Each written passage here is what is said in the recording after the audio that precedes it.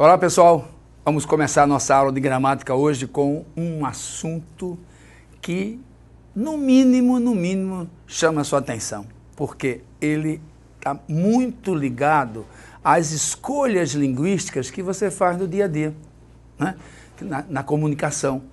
Você vai perceber que agora o período composto, que é o nosso assunto, período composto, o nosso assunto está muito relacionado com a sua necessidade de comunicação. Ora, você percebe que basta uma oração para que você diga o que você pensa. Ora, você percebe que seu pensamento é mais complexo, seu pensamento é mais profundo, exige um pouco mais de elasticidade na comunicação, então você desenvolve mais esse raciocínio com mais de uma oração. Aí é quando você chega no período composto. E algumas vezes você percebe que essas orações são independentes umas das outras, quer dizer, você percebe que você diz várias ideias independentes, isoladas, soltas, tá certo? Como se você tivesse vários pensamentos concluídos, várias informações completas para serem dadas, tá certo? Eu acho até o período composto por coordenação, que é isso que veremos agora, ele é muito mais complicado para que a gente entenda, porque ele é cheio, como eu já disse, de orações que já trazem consigo a noção inteira, completa. O outro, que é o período composto por subordinação, a gente pressupõe um pensamento que você teve, uma oração que você expressou e que não dava o sentido completo, inteiro. Entendeu? O que é que você faz? Né? O que é que você pensou logo? Em dar um complemento àquele primeiro enunciado incompleto, né? Aí você faz um período composto por subordinação, as orações se completando e não mais independentes, como você fez no primeiro que eu citei, do coordenação, tá certo? Então, vamos ver aqui como é que isso acontece. No período composto por coordenação, as orações, a gente percebe que nesse período apresenta simplesmente duas ou mais orações independentes.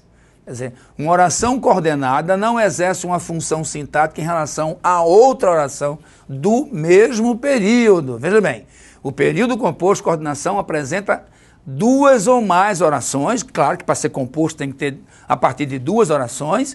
Essas orações são independentes, porque elas já estão completas nas suas informações, tem começo, meio e fim. Você poderia separá-las por ponto, começo, meio e fim, ponto. Começo, meio e fim, ponto, né? Poderia ser assim, ou não. Se você prefere, separa por vírgula, por ponto e vírgula, vai depender da necessidade de cada situação, né? Então, por exemplo, os ministros discutiram o plano econômico. Essa oração está completa, já tem uma informação aí. Eu poderia calar a boca aí, eu poderia parar a comunicação aí. Os ministros discutiram o plano econômico. Pronto. Bom, mas o meu raciocínio é o seguinte, eu quero dar continuidade, uma sequência lógica de ações que foram executadas por esses ministros. Então, os ministros discutiram, os ministros votaram o orçamento e os ministros encerraram a reunião. Quer dizer, eu quero falar desse sujeito ministro com três informações diferentes. Mas observe que todas elas se encerram, se completam. Os ministros discutiram o plano econômico, é uma informação. Os ministros votaram o orçamento, é outra informação. Os ministros encerraram a reunião, outra informação que tem vida independente. Eu poderia dizer somente uma delas, ou somente duas, ou as três. Veja quantas opções eu tenho. Quer dizer, o período composto por coordenação, o prefixo co, né? Co, ordem, uma ordem co, me diz que as orações estão estão ao lado, juntas, em paralelo, tá certo? Sem que haja uma função de uma em relação à outra, né? Nesse exemplo que nós vimos agora, as duas primeiras orações estão ligadas por uma vírgula, mas a terceira foi ligada à anterior por uma conjunção e. Então, as orações coordenadas que não são ligadas por conjunção, a gente chama de assindética. Tá certo? Não tem conjunção. É fácil perceber. O nome assindético, sindeto quer dizer conjunção, conectivo quer dizer ligamento. O que é que você usa para conectar? O conectivo chama-se sindeto. Se ela é assindética, que ela não tem sindeto, sem sindeto. O prefixo aí significa negação, ausência, né? Ausência de conectivo. Então, as orações assindéticas não são ligadas por conjunção. A tempestade derrubou árvores, vírgula, tá vendo? Destelhou casas, vírgula, alagou ruas, tá vendo? A tempestade derrubou árvores, é uma informação completa. Agora, se você perceber, há um continuismo aí, há uma continuação, não através de função sintática, mas mais uma informação, um acréscimo. A tempestade derrubou, a tempestade destelhou, a tempestade alagou. As informações poderiam ser somente a tempestade derrubou árvores e alagou ruas. Ou a tempestade destelhou casas e alagou ruas, ou somente a tempestade derrubou árvore e destelhou casas. Quer dizer, eu posso eliminar uma das três aí que... Agora, dependendo da necessidade que eu tenho de narrar, de descrever, de informar, é claro que eu vou usar as três, ou até mais. Mas note, todas elas independentes, tá certo? As orações coordenadas iniciadas por conjunção são chamadas de sindéticas, o contrário daquela anterior, quer dizer, a anterior não tinha conjunção e era assindética. Essas agora são sindéticas, porque tem conjunção. E aqui eu trago para vocês uma relação das principais conjunções coordenativas. Essas conjunções coordenativas é que vão fazer as orações serem coordenadas, tá certo? São 5, observe aí. Você tem essa relaçãozinha muito importante para que você decore. Não gosto muito dessa palavra, mas às vezes não tem jeito, né? Então, as conjunções que indicam adição, e, nem, não só, mas também, observe, não só, aí é uma locução, há um par, aí, né? Não só, mas também, o outro também. Não apenas, mas ainda. O temporal destruiu árvores e alagou ruas, você quer dizer, o temporal não só destruiu árvores, mas também alagou ruas, tá vendo? Adversidade, quer dizer, adversativa, quer dizer, oposição, o contrário. O temporal destruiu árvores, mas não alagou. Eu quero chamar a atenção para algo com... Quer dizer, o que é que se esperava? Que se o temporal destruiu árvores, chegou a destruir árvores, deveria ter alagado as ruas, mas ao contrário, não. Destruiu a árvore, mas não alagou as ruas, né? A alternância, né? O ou, a característica marcante aqui é a repetição de conjunção. Observe, ou, ora, já. Apareceu aos pares, é alternativa. O temporal, ora derrubava, ora alagava. Ora uma coisa, ora outra. Conclusivas, o nome está dizendo já, né? Que a partir de um fato eu concluo outra. Eu tenho uma noção a partir de algo que eu observei, né? Então, logo, portanto, por isso... Então, ele é mais esperto, portanto, tem mais chances de ganhar a competição. Se ele é mais esperto, essa informação é importante. O que é que eu concluo? Quem é mais esperto tem mais chances, né? Então, conclusão, isso aí. A explicativa, pois, porque, que... Ele tem mais chances de vencer a competição, porque é mais esperto. Observe que um é o contrário da outra. Ele é mais esperto, portanto, tem mais chances. Ele tem mais chances porque é mais esperto. A conclusiva é o contrário da explicativa. Tá certo? Essas orações, então, aparecem no seu contexto, no seu texto, na sua conversação diária, independente uma da outra. Uma oração não depende da outra sintaticamente. Sintaticamente. Elas se ligam pelo sentido, ok? Bom, observe a seguinte frase. Ele faz as compras e quem paga a conta sou eu. Olha para aí, pessoal. E, a conjunção e que você aprendeu agora mesmo, que era aditiva, aparece aqui com a noção de adversidade. Se ele faz as compras, ele que paga essas compras, né? Mas ao contrário, quem paga a conta sou eu, ao contrário. Então, na verdade, ele tem duas informações, né? Ele faz as compras, eu pago. Em cada situação é uma situação, se fosse aí um casal, se fosse aí muito amigo, se fosse uma questão, sei lá, cada situação é uma situação. Pode ser que, na verdade, eu quisesse dizer que uma ação, uma coisa é uma coisa, como a gente fala no dia a dia, né? Uma coisa é uma coisa, ou outra coisa é outra coisa. Isso não diz nada, né?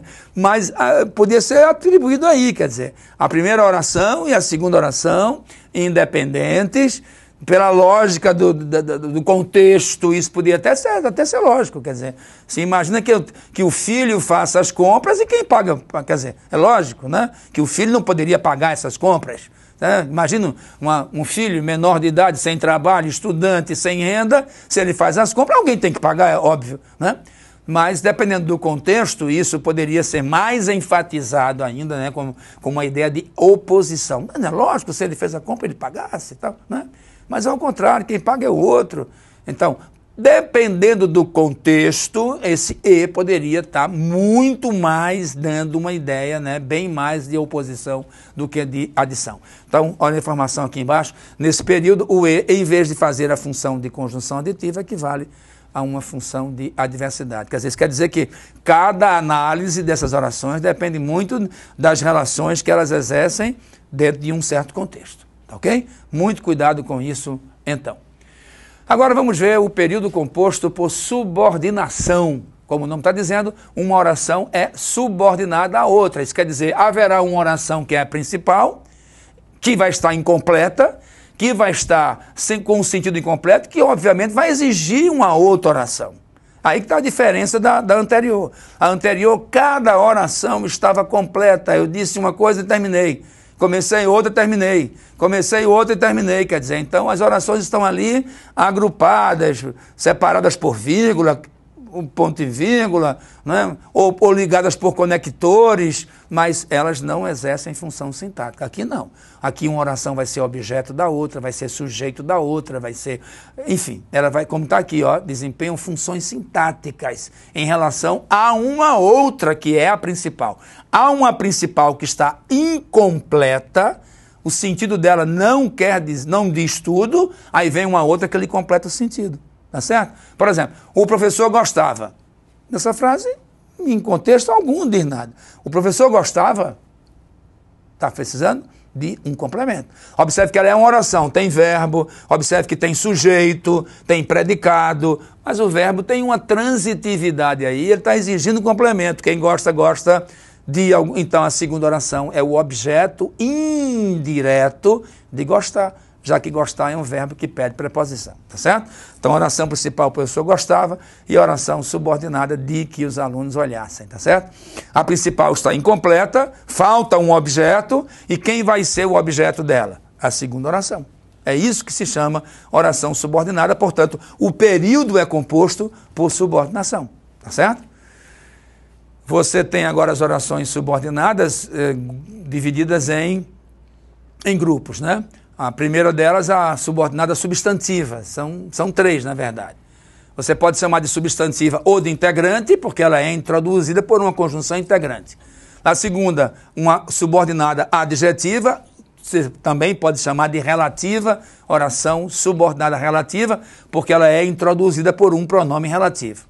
Ou oração subordinada adverbial, também pode chamar de circunstancial, porque ela é um advérbio, advérbio é a palavra que indica circunstância, porque ela é introduzida também por uma conjunção adverbial, portanto, estamos aí no campo das circunstâncias, tá certo? Então, subordinação significa exercer uma função sintática em relação a outra. E ela pode exercer uma função substantiva, uma função adjetiva ou uma função adverbial. Quer dizer, três funções sintáticas importantes aí para a gente estudar a partir de agora, tá certo? Então, as orações subordinadas substantivas. Como o nome está dizendo, exerce função de substantivo. Quem é substantivo? Sujeito, objeto, predicativo, complemento nominal e aposto. São funções exercidas por substantivo. Então, se uma oração é sujeito da outra, ela tem uma função substantiva, né? Vamos chamar de oração substantiva desenvolvidas, quando ela tem uma conjunção, tá certo? Ela vem com uma conjunção. A conjunção dela pode ser se ou então que. As orações substantivas, lembram? São as orações que podem ser sujeito, objeto direto, objeto indireto, predicativo, complemento nominal ou aposto. Estas orações são iniciadas por conjunções integrantes. Se ou então que. Tá certo? E há casos de orações subordinadas substantivas que são chamadas de reduzidas, ao contrário das desenvolvidas. O que é desenvolvida? Quando ela tem a conjunção. E se essa oração aparece com a conjunção oculta, subentendida, então ela está reduzida. A conjunção não aparece lá, tá certo? Vamos dar um exemplo. É possível que eu estudasse o assunto. É possível que eu fizesse. Seria possível que eu fizesse isso, né? Que seria melhor a construção com o verbo alterado, o primeiro verbo. Então, talvez fosse possível que eu estudasse o assunto, né? Observe que tem a primeira oração, é possível, a segunda oração, que eu estudasse o assunto. Essa oração é desenvolvida porque tem a conjunção que. Observe a conjunção que inicia que eu estudasse o assunto, né? Agora, é possível estudar, cadê a conjunção? Não tem. Por que não tem a conjunção? Porque tem verbo no infinitivo.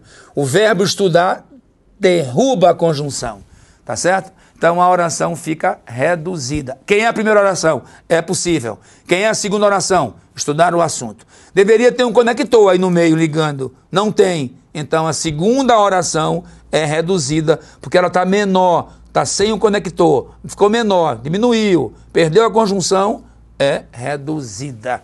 Tá certo? Vamos ver então agora as orações subordinadas substantivas. A primeira delas, as substantivas, vão receber nome de acordo com a função. Por exemplo, se ela exerce a função de objeto direto da outra, o nome dela é objetiva direta, é lógico. Então, por exemplo, eu tenho aqui, desejo que todos sejam felizes. Ora, desejo é um verbo, eu desejo, olha o sujeito oculto eu, olha o sujeito desinencial aí, ó, eu desejo. E quem deseja, eu desejo somente, não diz nada, né? Precisa de um complemento, dependendo do contexto, evidentemente. Eu desejo o quê?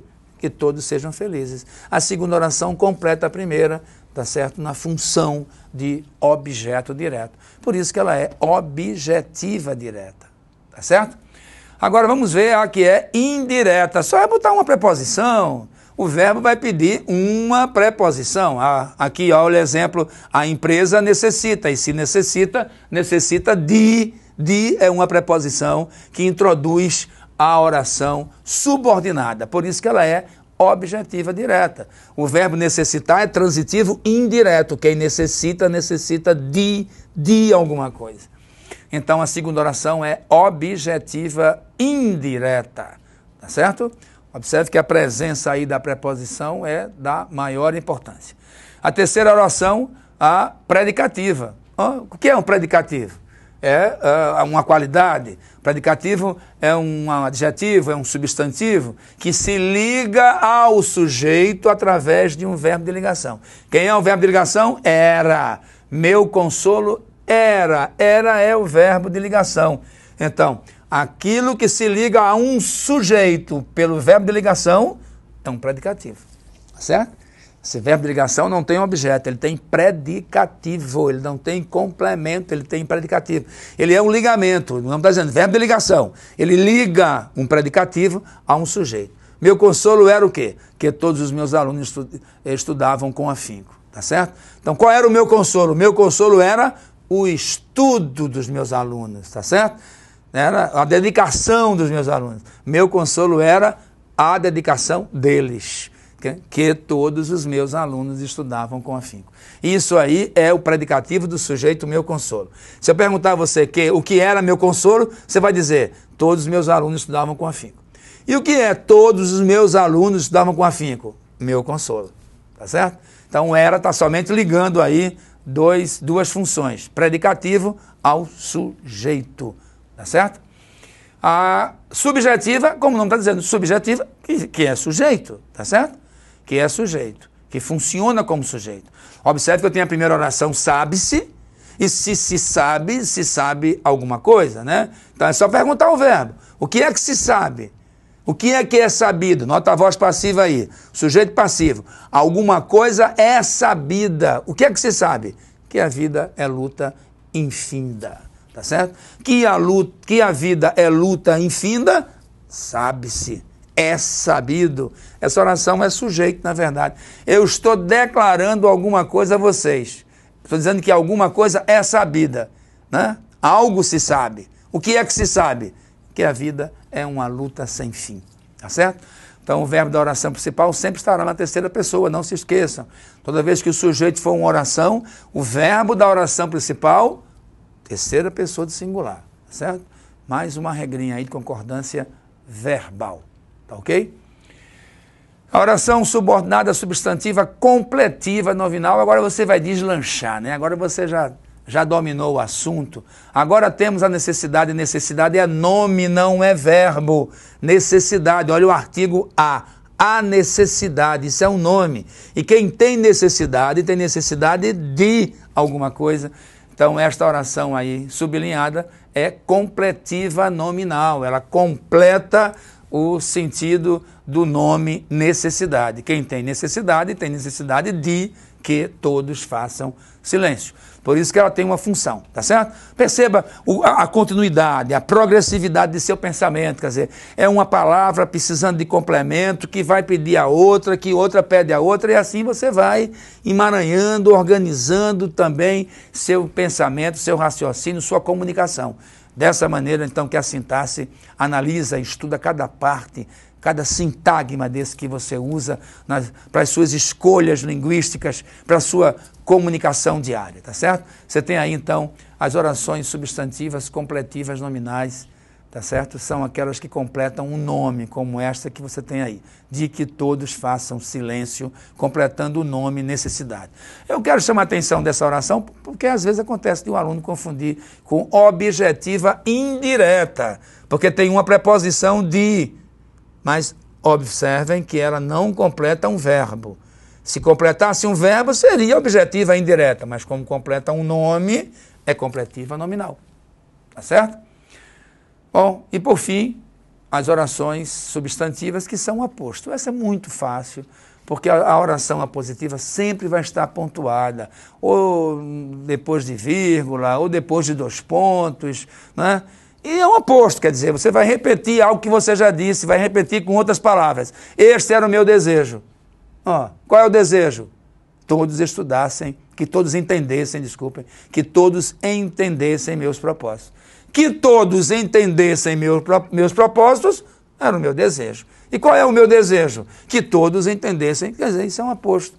Você vê 2 elementos de significado em paralelo, né? O meu desejo é que todos me entendessem e que todos me entendessem era o meu desejo. Notem aí esse paralelismo do aposto com a palavra desejo, tá certo? Por isso que essa oração é apositiva, é uma oração, tem verbo, olha aí, introduzida pela conjunção que, tá certo? E marcada por 2 pontos, tá ok? Isto, então, é a oração apositiva, função de aposto. Então, como eu já disse, as orações subordinadas, elas dão continuidade, elas prosseguem, continuam o seu pensamento, o seu raciocínio, não é? Fazendo com que as suas escolhas linguísticas tenham sentido, tenham significado, tá certo? Que comuniquem o que você efetivamente pensa, tá ok? Essas orações se classificam de acordo com a função que elas exercem dentro do período, tá ok? Espero que você tenha entendido. Até mais.